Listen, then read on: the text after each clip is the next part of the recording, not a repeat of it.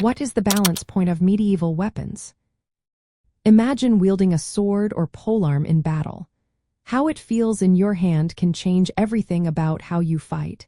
That feeling depends a lot on where the weapon balances.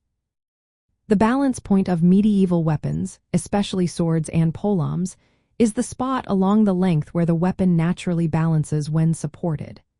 This point is key because it influences how easy or hard it is to swing, control, and deliver effective strikes. For swords, the balance point is usually a few inches from the cross, which is the part that protects the hand. This is about 5 to 18 centimeters from the guard. When the balance point is just a few inches forward of the handle, the sword feels lighter and quicker. This makes it easier to thrust or make quick cuts like a rapier. If the balance point is further from the guard, say around 6 to 8 inches, the sword's blade feels heavier. This boosts cutting power but can tire the wielder faster. Larger swords like bastard swords or two-handed swords often have their balance point further out to maximize their chopping ability.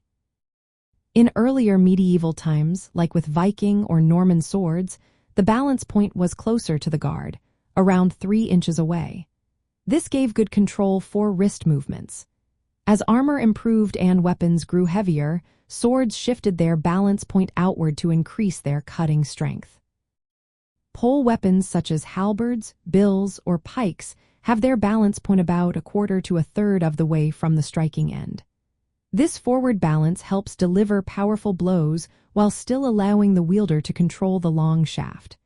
The exact position varies depending on the weapon's design and purpose. In combat, the balance point affects how the weapon feels and performs. A weapon balance 2 for forward can be tiring and slow to recover after a strike. One balance too close to the handle might lack enough cutting power.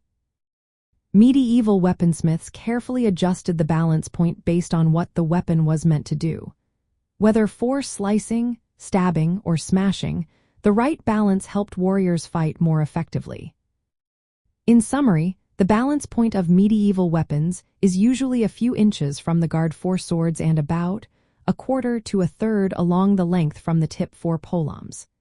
This placement was designed to optimize each weapon's role in warfare, making them more efficient in the chaos of battle.